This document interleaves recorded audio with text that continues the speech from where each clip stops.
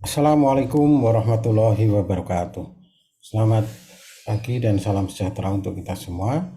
Pada kali ini kita akan melanjutkan perkuliahan mata kuliah keperawatan komunitas, di mana tema yang akan kita diskusikan pada kali ini adalah asuhan keperawatan pada kelompok remaja. Adapun sub pokok bahasannya, yang pertama adalah konsep remaja. Jadi akan menjelaskan tentang remaja itu apa sih, gitu ya, seperti apa dan seterusnya. Kemudian faktor yang mempengaruhi kesehatan pada remaja, masalah-masalah kesehatan remaja, penyebabnya, kemudian kebijakan atau program pemerintah terkait dengan kesehatan remaja, dan proses keperawatan pada kesehatan remaja. Yang pertama adalah jumlah anak usia remaja ya. Berdasarkan data statistik ya, ini memang tahunnya cukup lama. Di Indonesia ya, dengan di Amerika Serikat ya. Di Indonesia ini sepertiganya ya. Jadi mungkin seperempatnya ya. Seperempat dari jumlah remaja yang ada di Amerika. Kemudian latar belakang kenapa di dalam asuhan keperawatan komunitas ada agregat yaitu remaja. Hal ini dikarenakan jumlah anak usia remaja ya yang semakin meningkat. Jadi jumlahnya dari tahun ke tahun ya, anak maupun remaja di Indonesia ini selalu mengalami peningkatan. Ya tentunya faktor gizi ya, faktor kesehatan, layanan kesehatan, dan juga berbagai kondisi yang menyebabkan tumbuh kembang anak itu menjadi membaik sehingga angka kematian bayi, anak juga berkurang. Hal ini tentunya meningkatkan jumlah populasi dari remaja itu sendiri. Mungkin di beberapa negara maju justru kebalikannya ya.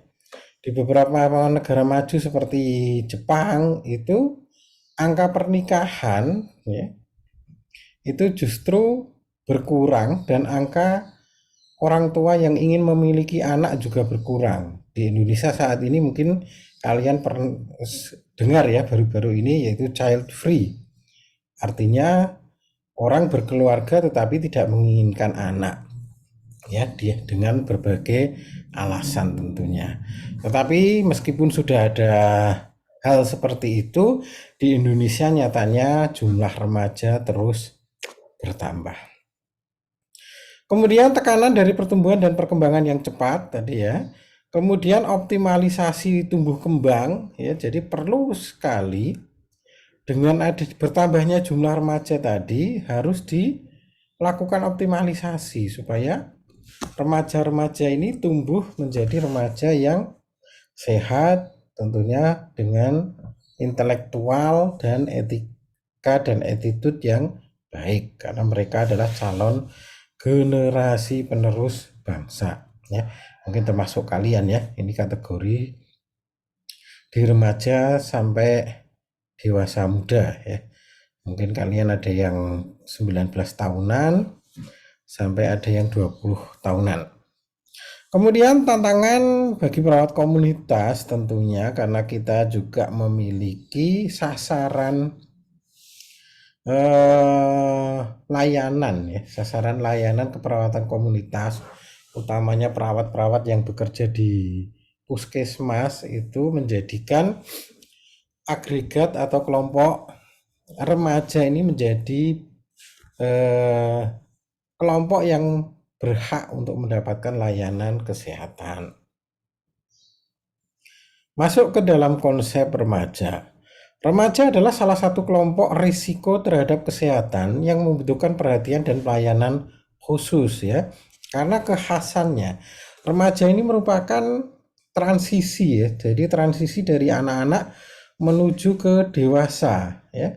Peralihan dari anak-anak yang ketergantungan dengan orang tua ya, harus bergeser ke masa dewasa muda yang memiliki kebebasan, tanggung jawab, dan juga kemandirian. Nah, remaja ini berada di tengah-tengahnya atau di antara hal tersebut atau memasuki masa transisi. Sehingga secara tumbuh kembang baik secara fisiknya maupun psikologisnya itu juga membutuhkan perhatian khusus ya. Kemudian model pelayanan kesehatan remaja ini memang dibutuhkan karena remaja tadi sebagaimana dijelaskan di atas membutuhkan bantuan ya, baik terhadap perubahan fisik yang mungkin dianggap baru ya kalau pada laki-laki mulai tumbuh jakun ya. Kemudian ada kumis ya, pada wanita juga terjadi perubahan fisik. Hal tersebut juga akan berpengaruh terhadap hormonal ya. Kemudian pengaruhnya juga psikologi pada mereka ya. Hal-hal yang demikian jika tidak diperhatikan ya dan tidak diberikan layanan ya, mereka bisa terjerumus ke hal-hal yang negatif. Sehingga ya ini nanti ya bagian dari program pemerintah yaitu posyandu remaja ya atau posbindu remaja maupun klinik khusus remaja. Masa transisi ya, ini kenapa tadi disebut masa transisi ya tadi antara anak-anak ke dewasa. Jadi ada early adolescent ya usia 12 sampai 13 tahun. Terjadi perubahan tubuh yang cepat dan sering mengakibatkan kesulitan dalam menyesuaikan diri. Pada saat ini remaja mulai mencari identitas. Jadi mereka para remaja ini kan sudah mulai fasenya ya, fase balik kalau di dalam agama Islam ya. Mulai fase kematangannya ya, baik laki-laki maupun perempuan. Nah, pada saat seperti ini mereka akan mencari identitas ya, identitas dirinya sebagai seorang laki-laki beneran dan sebagai seorang perempuan atau wanita yang seutuhnya ya. Kemudian middle adolescent, bentuk tubuh yang sudah menyerupai orang dewasa ya. Jadi secara fisik pertumbuhan mereka itu sudah mulai terjadi perubahan ya, yang mirip dengan orang dewasa ya. Tadi pada laki-laki ada jakun, kemudian ada jenggot ya, ada kumis ya, dan lain sebagainya. Kemudian berperilaku seperti orang dewasa meskipun belum siap secara psikis. Nah, meskipun secara fisik tadi ya pertumbuhannya sudah menyerupai orang remaja dewasa, tetapi secara psikis itu belum tentu ya, belum tentu usia-usia tersebut matang secara psikologis ya. Makanya di negara kita ada berbagai aturan yang mensyaratkan usia ya, seperti pencarian KTP, kemudian SIM ya, itu dibatasi usia. Kenapa? Jadi meskipun usia 14 sampai 16 tahun atau apalagi yang di bawahnya ya, itu sudah mulai tumbuh menyerupai orang dewasa, tetapi secara psikologisnya belum. Dalam menghadapi suatu permasalahan mereka belum seperti orang dewasa karena memang secara ekonomi, kemudian secara psikologis mereka juga masih di bawah naungan orang tua ya. Misalkan tadi mencari SIM ya, kendaraan bermotor. Tentu ada syarat usia ya, karena kalau anak-anak masih sudah diizinkan menggunakan kendaraan bermotor itu sangat berisiko ya, sangat riskan karena secara emosional belum bisa mengendalikan diri, mudah terpancing, mudah terbawa perasaan ya, akhirnya menjadi marah, sensitif ketika berpapasan dengan orang lain, akhirnya ya terjadi perkelahian, kebut-kebutan dan lain sebagainya. Pada masa ini sering terjadi konflik karena remaja mulai ingin bebas mengikuti teman sebaya yang erat kaitannya dengan pencarian identitas. Di lain pihak, mereka masih tergantung dengan orang tua. Jadi setengah-setengah di sini ya. Antara masih dinaungi, dikekang oleh orang tua dan keinginan untuk bebas ya. Bebas itu dalam artian ya mereka sudah mulai ingin diberikan kebebasan oleh orang tuanya. Ya. Kalau dilepas 100%, oh mereka belum bisa, secara psikologis belum matang, secara ekonomi juga belum bekerja, belum mandiri ya. Itu. Tetapi kalau dikekang terus mereka bukan lagi anak-anak ya. Maka di sini perlu keseimbangan ya, perlu kebijaksanaan dari orang tua dalam mendidik anak supaya juga tidak terlalu terkekang tapi juga tidak sangat bebas ya. Kemudian di late adolescent ya, usia 17 sampai 20 tahun, yaitu melambatnya pertumbuhan biologis dan meningkatnya kemampuan menyelesaikan masalah. Nah, di usia 17 sampai 20 tahun ini pertumbuhan kita itu sudah mulai melambat ya. Nanti sampai usia 20-an ya itu sudah secara pertumbuhan fisik ya, biasanya tinggi badan gitu ya. Itu sudah mulai berhenti ya. Nah, kalau lebih dari itu, apalagi nanti kalau sudah bekerja ya, yang tumbuh bukan ke atas lagi, tapi ke samping alias melebar ya, ya gitu. Nah, pada usia late adolescent ini pertumbuhan sudah mulai melambat, meskipun masih tumbuh ya, tapi tidak terlihat secepat saat SMP maupun SMA.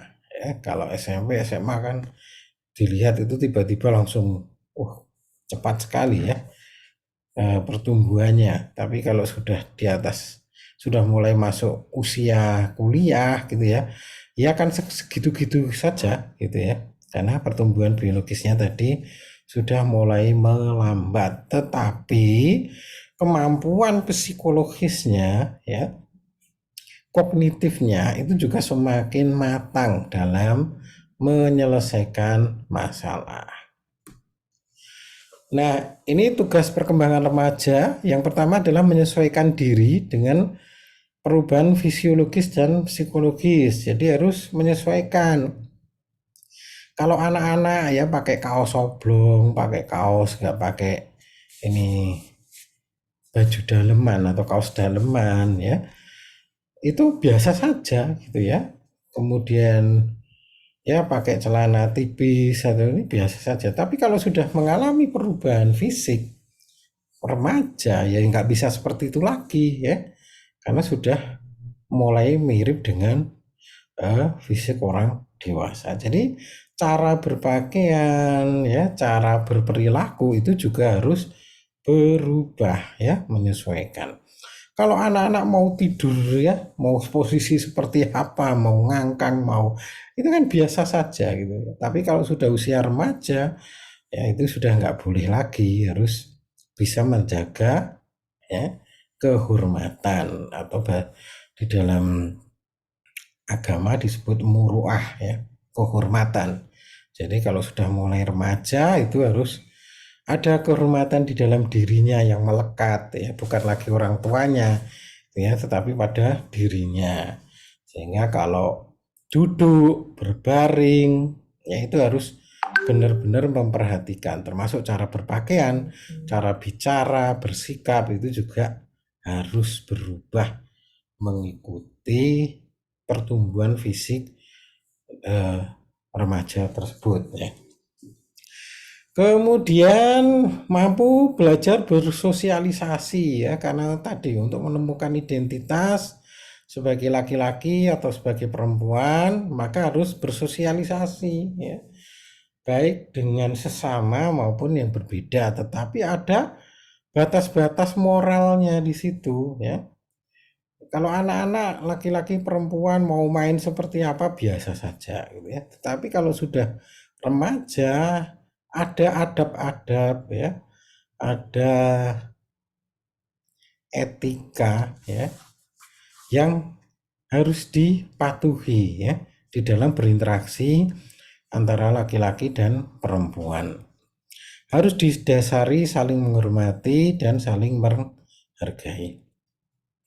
Kemudian memperoleh kebebasan secara emosional dari orang tua maupun orang lain yang merupakan bukti kepercayaan ya. Tadi secara bertahap orang tua itu akan memberikan kelonggaran ya, kelonggaran pada si remaja tersebut. Kalau dulu kemana-mana diantar ya, mungkin yang dekat-dekat, nah itu mulai dilepas oleh orang tua, dibiarkan secara mandiri dan seterusnya.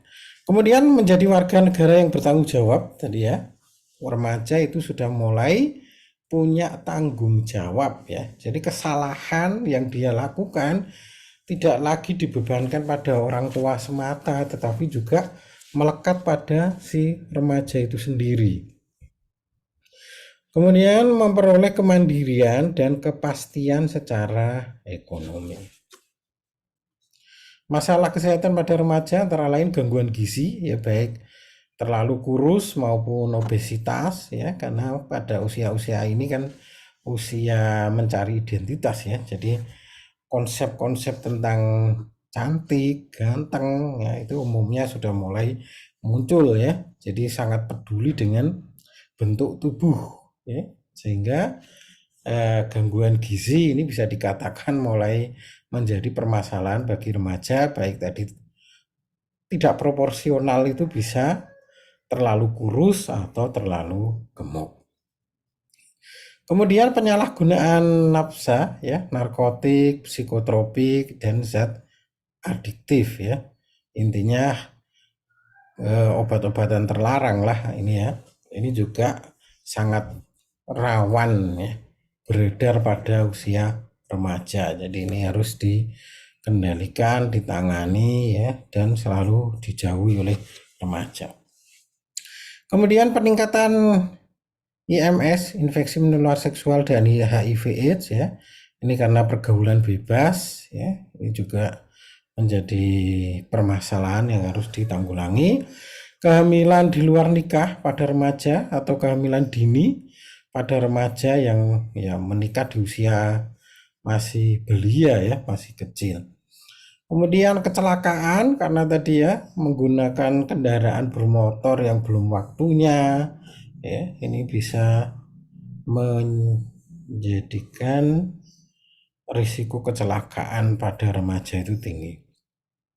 Kenakalan remaja ini juga ya, di Jogja mungkin kita dengar klitih ya. Klitih itu artinya sebenarnya berkumpul-kumpul, tapi sekarang identik dengan kekerasan ya, kekerasan pada yang pelakunya banyak dilakukan pada remaja ya, karena tadi kenakalannya mencari identitas, kemudian pengakuan dari teman-teman sebaya ya gitu. Kemudian juga kesehatan mental. Penyebabnya adalah kurang pengetahuan, kurang keterampilan, sikap dan perilaku terhadap kesehatannya. Jadi berbagai macam persoalan terkait kesehatan pada remaja itu bisa karena kurang pengetahuan ya, keterampilan, sikap dan perilaku terhadap kesehatan. Kurang pedulinya orang tua, masyarakat ya, ini juga menjadi perhatian kita. Karena kalau orang tuanya sibuk ya, kemudian tidak memperhatikan anaknya, terlalu memberikan kebebasan ya, karena tidak diawasi ya. Kalau sudah usia SMP gitu kan mereka sudah berani ya bepergian sendiri. Akhirnya terlalu bebas, anak pulangnya terlalu malam ya, ikut-ikutan geng ya, akhirnya yaitu timbul masalah di masyarakat dengan adanya tadi kenakalan remaja. Belum optimalnya pelayanan kesehatan remaja. Jadi layanan kesehatan terhadap remaja ini juga masih perlu ditingkatkan. Selanjutnya, program kesehatan yang dicanangkan oleh pemerintah tentunya melalui puskesmas ya, karena unit terkecil ya, layanan kesehatan di luar praktek dokter ya, dan klinik tentunya yang milik pemerintah adalah pusat kesehatan masyarakat, di mana di dalamnya ada program pelayanan kesehatan peduli remaja atau PKPR. Juga ada UKBM, usaha atau upaya kesehatan bersumber daya masyarakat, karena pelaksananya masyarakat, yaitu pos bindu atau posyandu. Pos bindu itu pos pembinaan terpadu. Kalau posyandu, pos pelayanan terpadu. Posyandu itu cenderung digunakan untuk ibu dan anak ya, karena ada layanan kesehatan pengobatannya. Kalau pada remaja, lansia itu lebih ke pendekatannya pos bindu pembinaan ya. Jadi lebih ke pendekatan perilakunya ya. Pos bindu remaja. Apa aktivitas atau tugas-tugas yang ada di dalam PKPR maupun pos bindu remaja? Yang pertama adalah memberikan informasi dan edukasi ya. Jadi di dalam kegiatan itu selalu ada promosi kesehatan dalam bentuk informasi maupun edukasi. Kemudian layanan klinik ya, medis jika memang memungkinkan ya, termasuk pengobatan gitu ya. Tetapi umumnya memang di refer atau dirujuk ke layanan kesehatan. Jadi misalkan di pos bindu atau posyandu remaja ya, nanti kalau ada yang sakit itu diarahkan di refer atau dirujuk ke puskesmasnya ya. Jadi di kegiatan posyandu remaja belum tentu membawa obat ya, baik dokter maupun perawatnya. Kemudian konseling, jadi pendekatan edukasi maupun promosi kesehatan dengan cara lebih personal ya. Kalau informasi edukasi tadi kan bisa berbanyak ya, bareng-bareng gitu. Kalau konseling itu cenderung personal ya, bisa empat mata, mungkin melibatkan keluarganya gitu ya. Jadi melakukan konseling untuk mencari solusi terhadap suatu permasalahan. Kemudian pendidikan keterampilan hidup sehat yang mengajarkan keterampilan dan konselor sebaya. Jadi dari kader-kader remaja ya, jadi dibentuklah kader ya.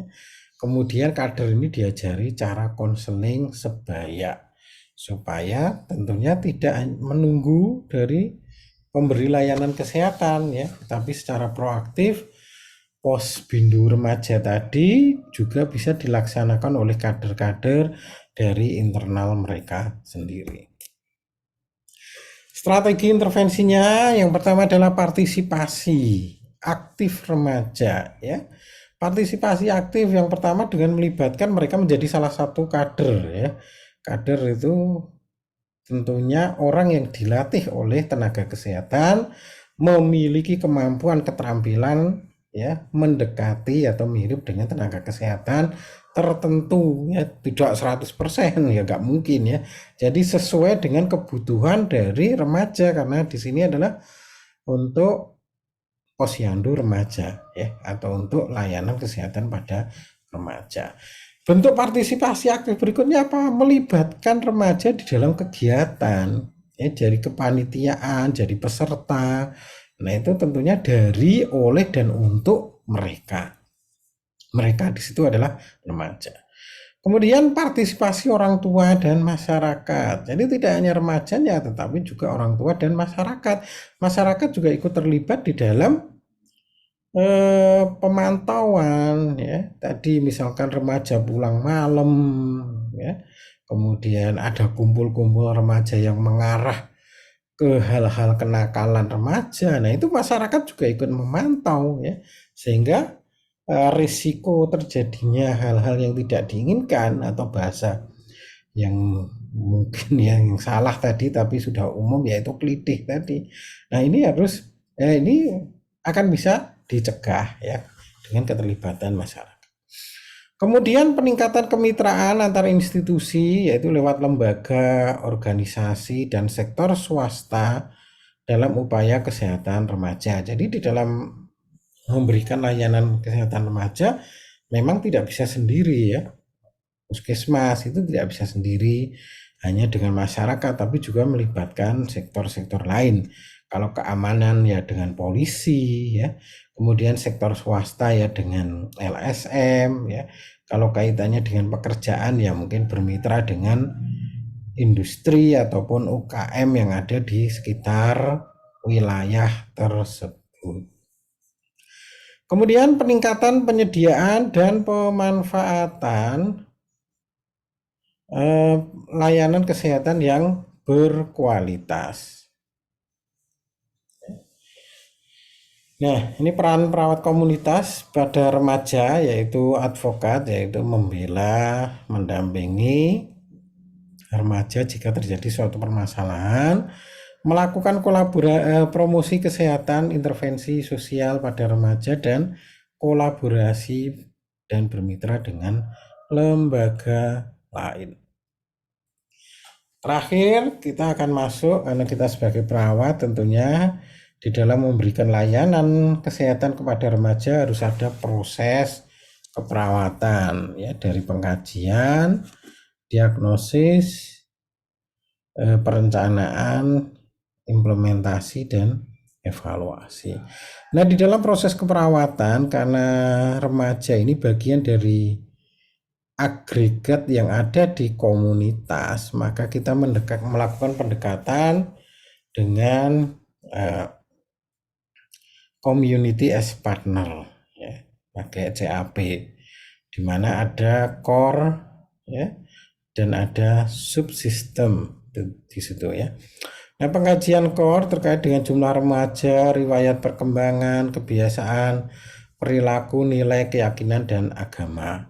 Kemudian pengkajian ya subsistemnya, ada subsistem pertama lingkungan fisik ya, kondisi bangunan, jalan, fasilitas umum yang kaitannya dengan remaja tentunya ya, seperti fasilitas pendidikan, tempat ibadah, tempat nongkrong ya, rekreasi pada remaja, kemudian fasilitas olahraga untuk remaja seperti apa. Nah, ini yang dikaji.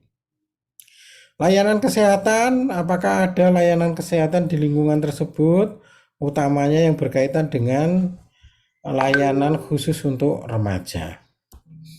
Kemudian secara ekonomi, apakah remaja banyak yang sudah bekerja atau ada yang wira swasta atau yang masih sekolah ya, dan lain sebagainya. Transportasi, keamanan, politik, dan pemerintahan, komunikasi, pendidikan, dan rekreasi. Jadi secara core dan subsistem itu hampir mirip dengan proses keperawatan komunitas ya, tetapi di sini lebih digali ya, dieksplor terkait dengan remaja. Diagnosa yang mungkin muncul di dalam permasalahan remaja yang pertama adalah perilaku kesehatan cenderung berisiko ya pada remaja, itu rokok maupun nafsa ya. Kemudian gaya hidup sedenter ya atau kurang gerak. Intervensinya ya, ini ada peningkatan kesadaran dan manajemen perilaku. Kemudian upaya pencegahan sekundernya terapi perilaku ya, bantuan berhenti merokok.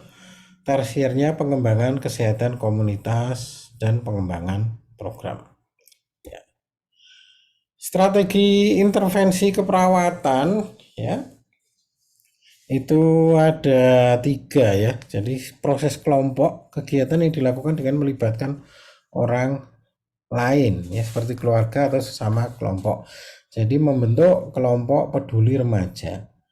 Kemudian pendidikan kesehatan dan kemitraan. Jadi strategi intervensi ini hampir sama dengan di keperawatan komunitas karena memang bagian di dalamnya ya. Ada proses kelompok, edukasi, ada kemitraan ya. Ini ya. Ada pemberdayaan ya, satu lagi mestinya ada pemberdayaan.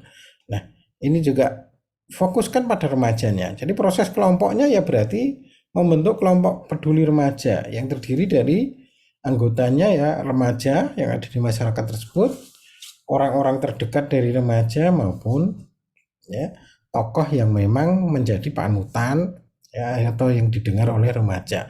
Ini proses kelompok.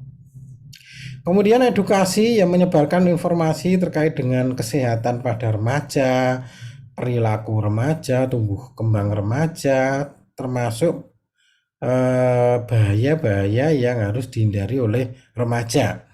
Kemudian kemitraan tadi kita tidak bisa melakukan sendiri selaku tenaga kesehatan, kita harus bermitra dengan yang lainnya ya. Sedangkan pemberdayaan itu lebih luas dari proses kelompok tadi ya, melibatkan berbagai pihak yang ada di masyarakat ya, kemudian membuat program-program yang mendukung kesehatan masyarakat, kesehatan remaja ya spesifiknya. Ya, baik, itu yang bisa saya berikan untuk perkuliahan pada kali ini. Kurang lebihnya mohon maaf. Wassalamualaikum warahmatullahi wabarakatuh.